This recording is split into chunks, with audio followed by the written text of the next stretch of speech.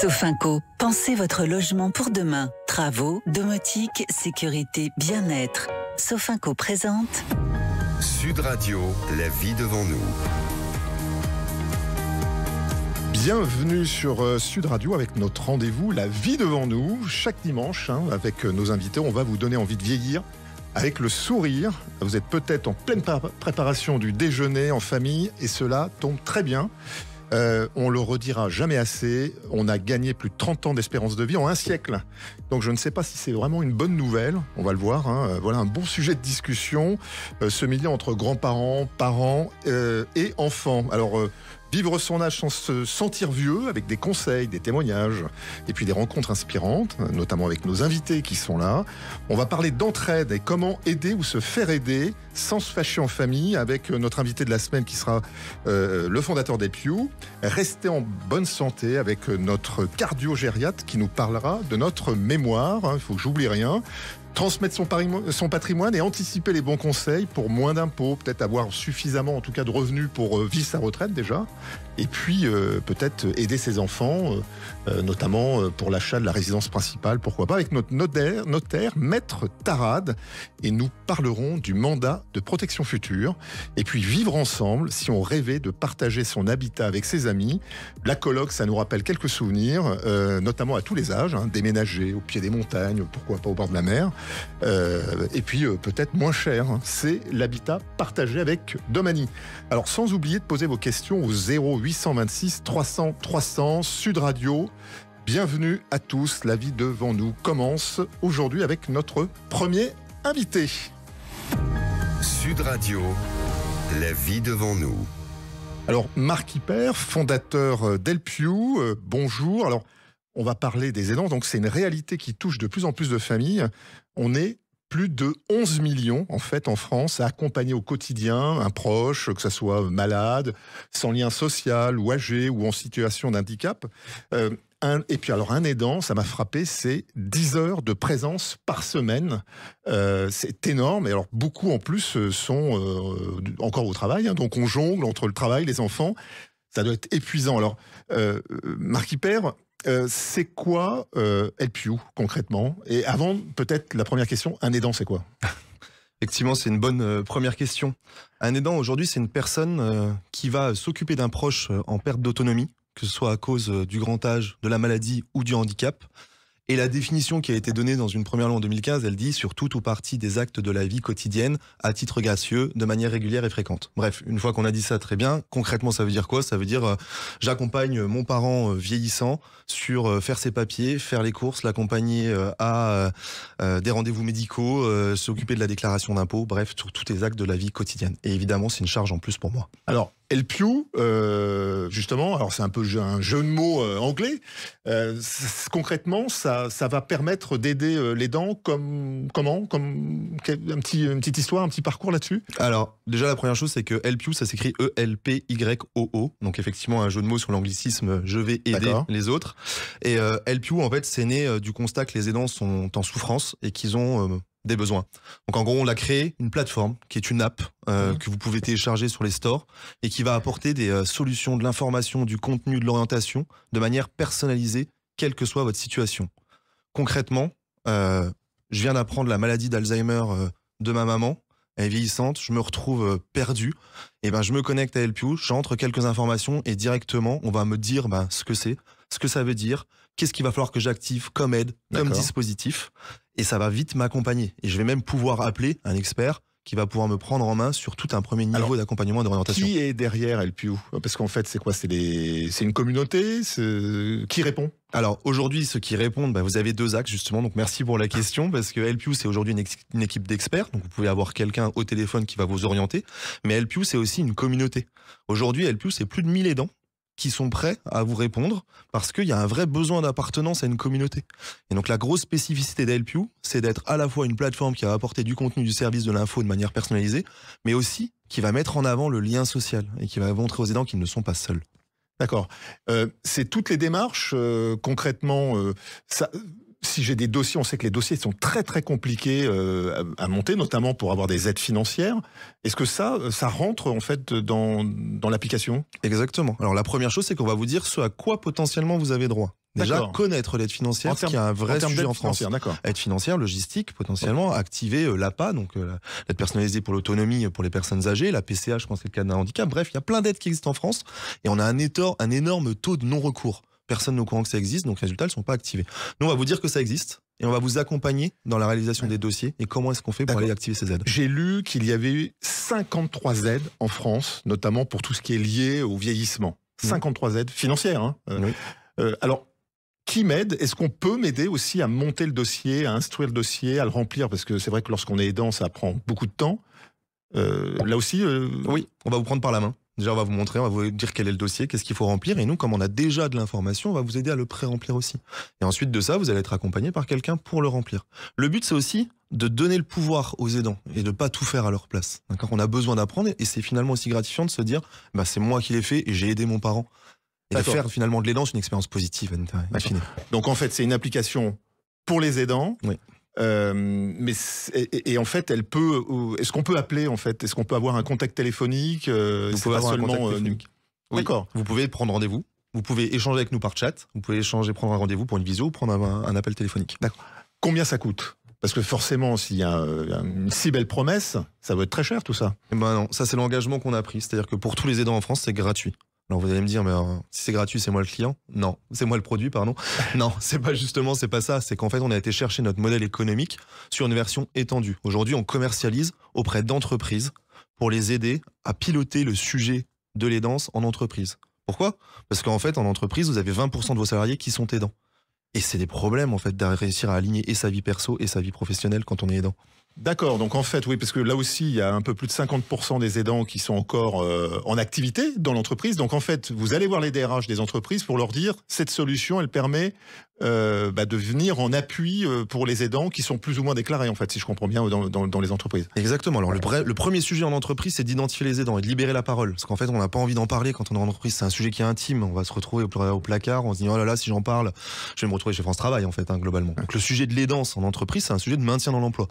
Et donc nous, on accompagne les entreprises en leur disant non seulement on va s'occuper de vos aidants, mais en plus de ça, on va en faire un sujet de prévention et de sensibilisation en expliquant que la question, c'est pas est-ce que je vais être aidant un jour, c'est quand est-ce que je vais l'être. On le sera tous. Et il y a plein de choses qu'on va faire en avance de phase, vous en avez parlé tout à l'heure, comme des mandats de protection future, des choses comme ça. D'accord. Donc on sensibilise. Donc 11 millions d'aidants en France, moi j'ai lu qu'il y en avait un peu plus, jusqu'à 15 millions, il y a des chiffres là-dessus plus ou moins déclarés. Bref, c'est immense. Et donc ils peuvent télécharger sur Android, Apple, c'est ça? Exactement. Ou sur le web, en fait, votre application. Et là, ils ont accès en fait à une plateforme. Exactement. Et en fait, vous êtes accompagné dès le début. Donc, c'est-à-dire, vous allez sur l'App Store ou le Play Store, vous tapez Helpyou, E-L-P-Y-O-O.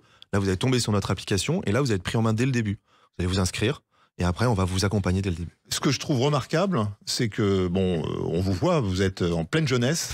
Donc ça, c'est l'intergénérationnel, c'est génial. Donc ça veut dire que ce sont des jeunes qui mettent en place des dispositifs pour les personnes, justement, pour mieux les accompagner et que tout le monde vive en communauté. Ça tombe bien, on est en famille, c'est dimanche et bon appétit à tout le monde. Alors, merci Marc. Ce que je vous propose peut-être, c'est de faire un petit test de mémoire, non? Puisqu'on va accueillir notamment, pour rester en bonne santé, notre cardio-gériatre, notre docteur, et on en parle tout de suite avec François. Sud Radio, la vie devant nous. Bonjour François Bertin-Hugo, cardio-gériatre, ravi de vous retrouver sur Sud Radio pour rester en bonne santé. Donc aujourd'hui, on va parler un peu de mémoire et c'est vrai que moi j'ai toujours entendu une phrase, je pense qu'on l'a tous un peu en tête, c'est tu t'en rappelles pas, tu prends de l'âge ou t'as Alzheimer. C'est un peu une légende urbaine. C'est quoi la différence entre l'inattention, l'oubli et la perte de mémoire, docteur? Alors Laurent, merci pour cette question. Le vieillissement, en fait, nous amène à un processus qui est physiologique, qui est pas grave, qui est les troubles de l'attention. C'est-à-dire que avec la sagesse du vieillissement, on fait attention aux choses qui sont importantes et probablement moins aux choses qui sont peu importantes. Et donc c'est vrai qu'on a tendance à confondre des troubles de l'attention qui sont juste liés et qui d'ailleurs peuvent être aussi liés à un manque de sommeil, à un moral un peu moins bon. On en a tous, on a mal dormi, le lendemain, pouf, on a un trouble de l'attention. Mais ça, c'est pas grave. Voilà, ce qui est grave, c'est quand en fait on n'arrive plus à stocker dans notre mémoire des informations importantes et plutôt des informations récentes. Puisque la maladie, elle, celle qu'on connaît tous et qu'on a du mal à nommer, qui est la maladie d'Alzheimer, c'est une maladie qui vient toucher notre mémoire, c'est-à-dire notre capacité, alors même qu'on a inscrit les éléments importants dans notre cerveau, à les maintenir dans notre cerveau. Et à ce moment-là, ils s'effacent.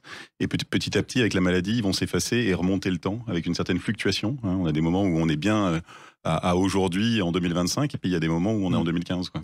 On parle des aidants, donc c'est la famille. À quel moment, en fait, on peut identifier des signes qui peut-être peuvent inquiéter, entre guillemets? C'est quoi les signes qui distinguent en fait un oubli, un trou de mémoire, une fatigue passagère et quelque chose d'un peu plus sérieux?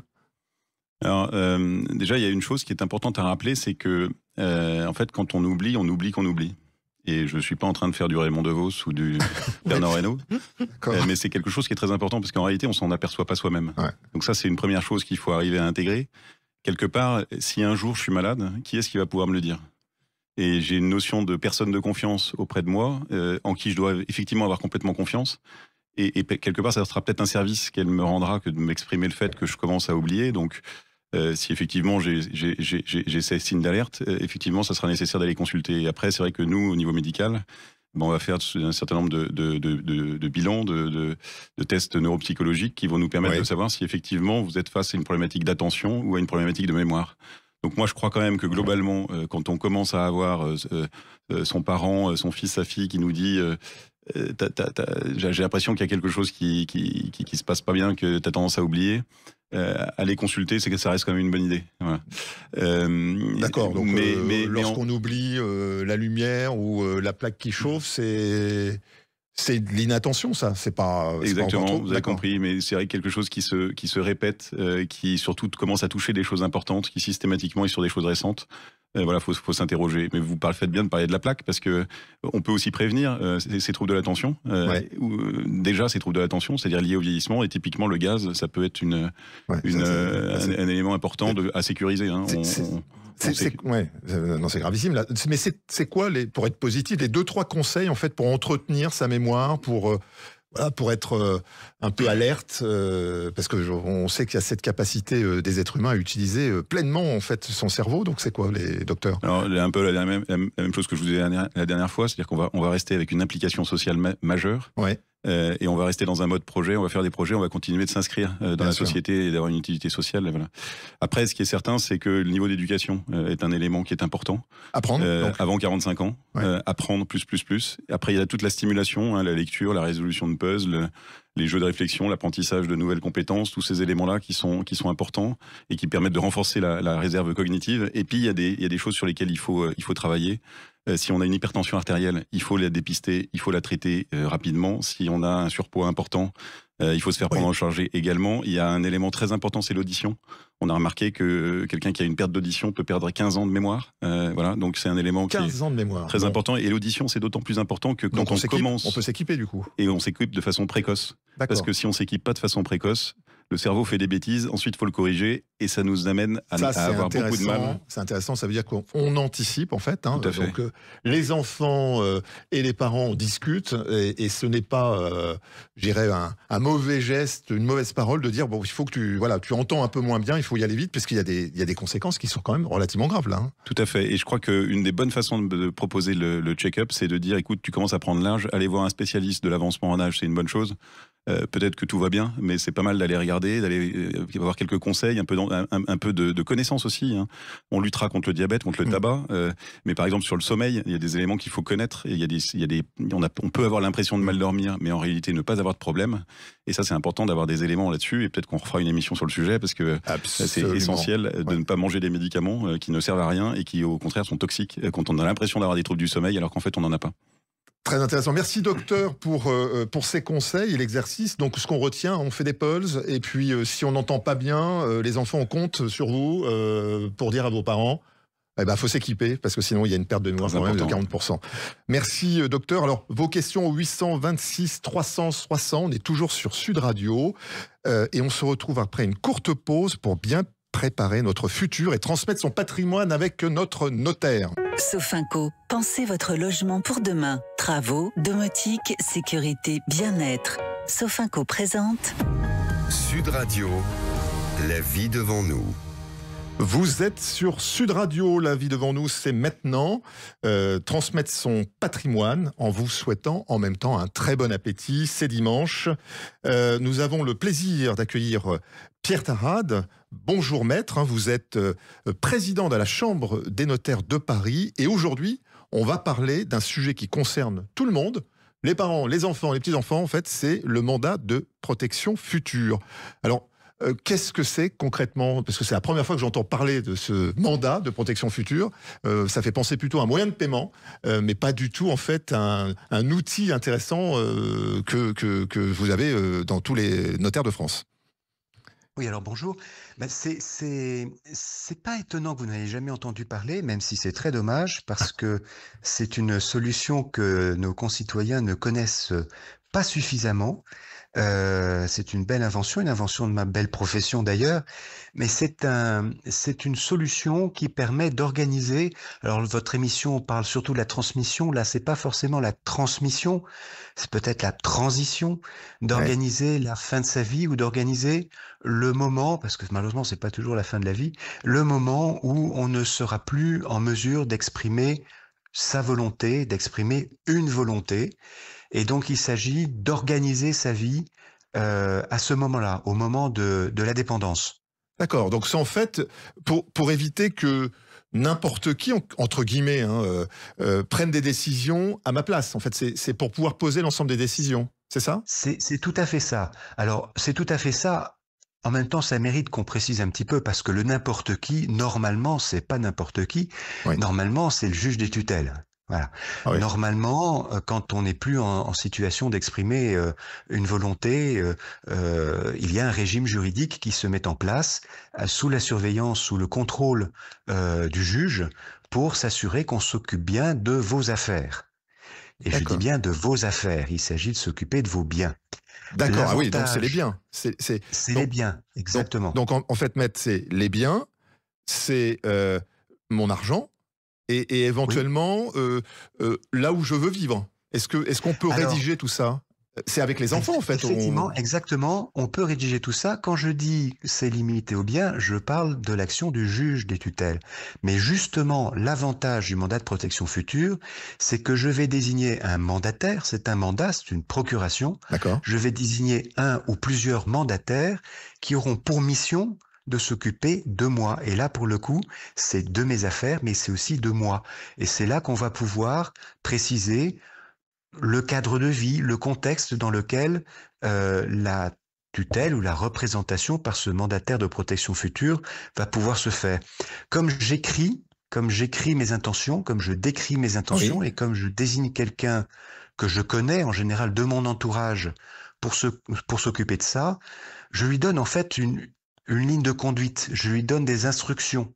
Donc c'est beaucoup plus personnalisé que ce que fera un tuteur judiciaire qui va certes s'occuper de façon objective du mieux possible de mes affaires, mais là, il y a un supplément d'âme parce que je désigne peut-être mes enfants ou un voisin ou un parent, mais quelqu'un dont je sais qu'il va s'occuper de moi avec toutes les indications que l'on peut mettre, dans quelle mesure je veux qu'on me permette de rester chez moi, ce genre de questions qui sont très personnelles. D'accord. Et en fait, concrètement, on va chez vous, chez un notaire, on vient avec les enfants, c'est les parents et les enfants. En fait, je trouve ça très intéressant parce que ça permet de libérer la parole, en quelque sorte. Ça permet de librement parler en famille, en fait, de ce que je souhaite faire, sans qu'il y ait l'intervention d'un juge, parce que là, c'est quand même pas, c'est moins sympa.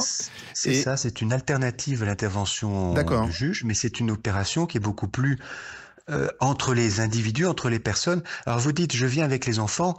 En fait, je viens avec celui ou ceux que je vais choisir pour cette mission. C'est vrai que c'est souvent les enfants.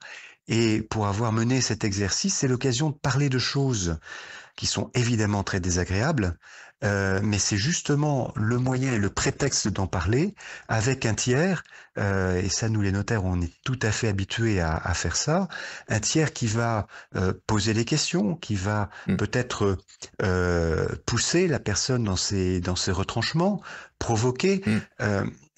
J'ai dit tout à l'heure l'exemple, parce que c'est l'exemple auquel tout le monde pense, tout le monde dit dans la mesure du... Pardon, même tout le monde dit pas dans la mesure du possible, justement. Tout le monde dit je veux rester chez moi si je suis malade. Peut-être que le tiers va dire oui, mais attendez, parce qu'il y a des circonstances dans lesquelles rester chez vous, soit ça va coûter 3 fois votre patrimoine et ça va poser un problème, soit ça va vous mettre en danger parce que vous avez besoin de soins, etc. Et dans ce cas-là, est-ce qu'il n'y a pas moyen de donner une indication pour vos préférences, pas dire ça sera comme ça, mais dans la mesure, je préfère que ce soit plutôt comme ci que comme ça. Bref, des conseils de rédaction, mais qui sont plus que ça, qui sont aussi une façon d'affronter les questions. Absolument, non, mais très intéressant, parce que on le connaît absolument pas, ce mandat de protection future. Alors, on aura l'occasion, maître, de parler de plein d'autres sujets, parce que ça, c'est juste une brique qui est faite pour pouvoir anticiper et évoquer ces sujets en famille pour justement mieux vivre et bien vivre. Merci beaucoup, maître Tarade. Je rappelle que vous êtes président de la Chambre des notaires de Paris et préparez demain, c'est important et on se reparle très vite. Sud Radio, la vie devant nous. Alors, je rappelle à nos auditeurs qu'ils peuvent nous appeler au 826 300 300 Sud Radio. Qui n'a pas rêvé de partager un habitat? Alors moi, j'ai fait un peu de colocation avec ses meilleurs amis. Et c'est maintenant possible avec Théophile Henry. Théophile Henry, vous êtes directeur des nouvelles implantations chez Domani. Alors, l'habitat partagé, c'est quoi? Et est-ce qu'on peut parler de colocation ou habitat partagé? Et puis, ça s'adresse à qui? Et qu'est-ce que fait Domani par rapport à d'autres situations où je peux rester chez moi? Bonjour, merci. Ça fait plein de questions, ça. Hein.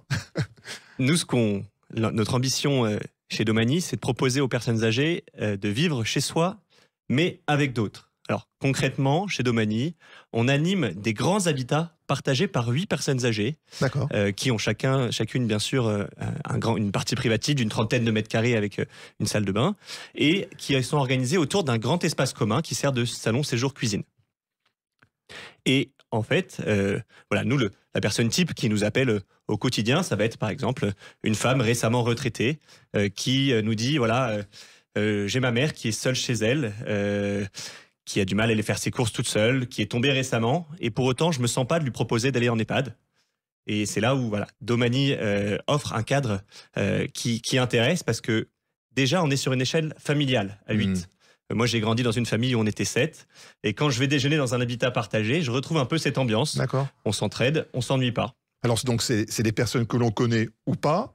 Ça n'a rien à voir avec une résidence médicalisée. C'est un appartement. Donc, on loue, on achète. C'est quoi le modèle? On loue un logement dans une grande colocation. Donc, on peut choisir le lieu. Je peux aller au bord de mer. Je peux aller. Et vous avez un concierge, c'est ça? Donc nous, maintenant, aujourd'hui, on a une quinzaine d'implantations Domani, notamment dans le Grand Ouest. On vient de Bordeaux à l'origine, mais on s'est développé en Normandie, en Île-de-France, bientôt en Bretagne. Nous, dans chaque habitat partagé, on a une coordinatrice qui anime la vie ensemble. D'accord.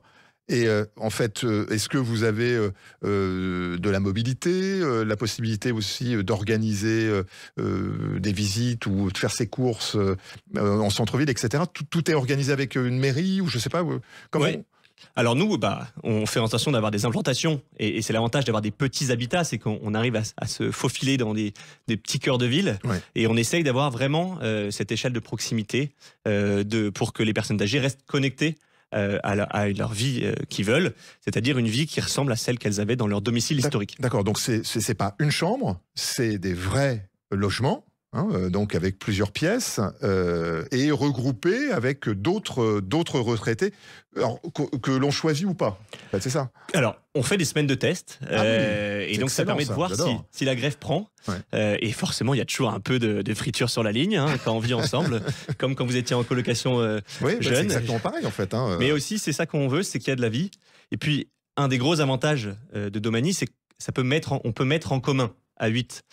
Pour ceux qui nous écoutent et qui ont un proche qui a besoin d'être accompagné à domicile, on sait que ça coûte vite très cher d'avoir beaucoup d'accompagnement à domicile. Et l'avantage, c'est qu'à 8, on fait un pot commun et ça permet d'avoir un accompagnement à domicile par des auxiliaires de vie toute la journée. C'est très malin. Donc en fait, on n'a vraiment pas l'impression d'être dans une résidence médicalisée, ça n'en est pas une en fait. Donc au niveau économique, c'est intéressant. C'est-à-dire que ça me coûte moins cher en termes de service que si je restais chez moi, sachant que c'est un déménagement quand même, mais j'ai des pièces. Donc c'est quoi? Est-ce qu'on a un ordre de prix? Donc, il y a la partie loyer et charges qui vont être comparables à peu près à ce qui se pratique sur le marché pour un 2 pièces. Et ensuite, il y a la partie accompagnement à domicile. Donc, on vit ensemble, hein, donc notamment on fait un panier commun pour les repas, mais ça permet aussi de faire des économies, de partager les repas, de faire la nourriture pour tout le monde. Ensuite, il y a la partie accompagnement, donc via des auxiliaires de vie.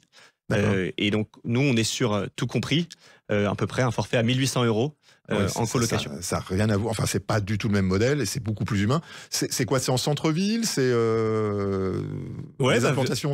Il faut venir voir sur notre site domani-ess.com. Il y a toutes nos implantations qui sont bien décrites et on peut voir, par exemple, Mimizan dans les Landes pour ceux qui ont l'habitude de surfer. On peut voir Talence près de Bordeaux. Bientôt Bayeux pour ceux qui sont férus d'histoire. Donc.